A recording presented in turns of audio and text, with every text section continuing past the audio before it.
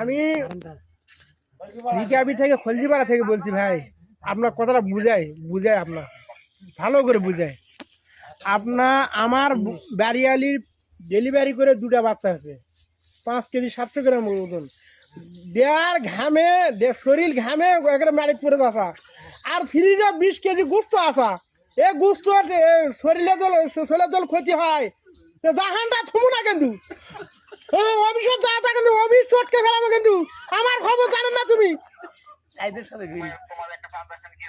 তান্দারবান আমি করে দেবো। তান্দারবান কি করবো আমি? তোমার কারেন্ট বিল দিবো, আমি তান্দার বিল কিনবো। ফির টাকাতে তান্দার বিল কিনবো নাকি? একটা ফ্রিজ কিনেছি 70,000 টাকাতে, ফির তান্দার বিল ফ্যান কিনবো আমি 40,000 টাকাতে। তুমি বাল কামাচ্ছেন নাকি? হাত পাকা কি করবো?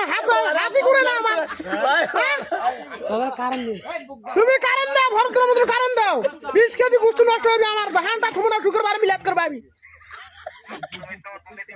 কিসের দুর্নীতিবাদ?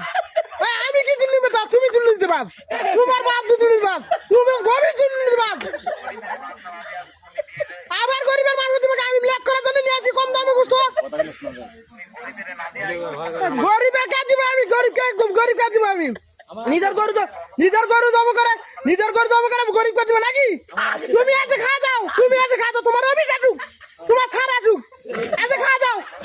আমার গরু গোসল নষ্ট আছে, আমার গরু গোসল নষ্ট সকলে পর্যন্ত আছে, আন্ডা শুনে কথাটা খারাপ। গরিব কি সারবাল,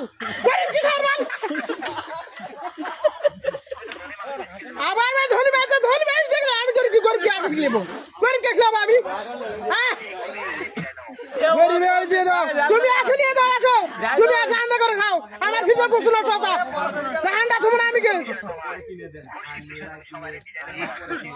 আরে ভাই খুশির বিজয় ঠিক আছে রে ভাই, আমার 2টা বাচ্চা হয়েছে।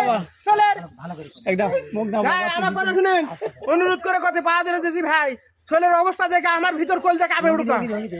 কথা কয় ভালো করে, অবস্থা খারাপ।